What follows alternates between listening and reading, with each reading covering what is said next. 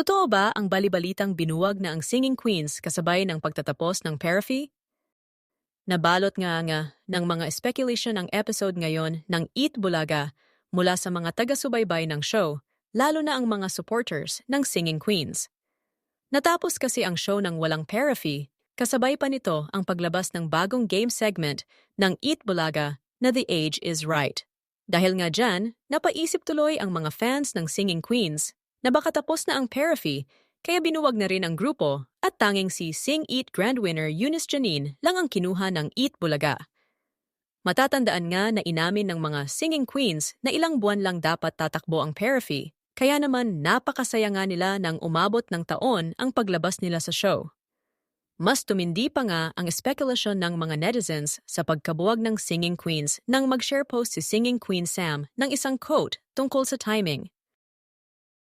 Nagbigay naman ng kani-kanilang mga reaksyon ang supporters ng Singing Queens tungkol sa bali-balitang pagkabuwag ng grupo.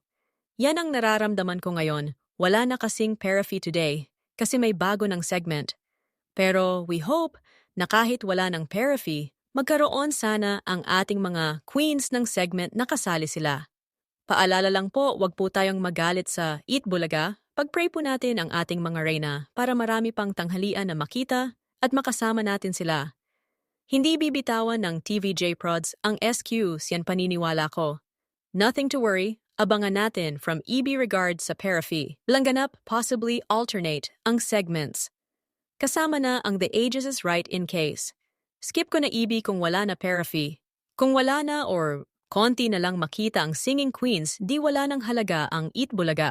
Anong mapapala ko sa ibang programa, di naman ako na-entertain sa Parafy lang kasi doon maririnig mong kakanta ang Singing Queens.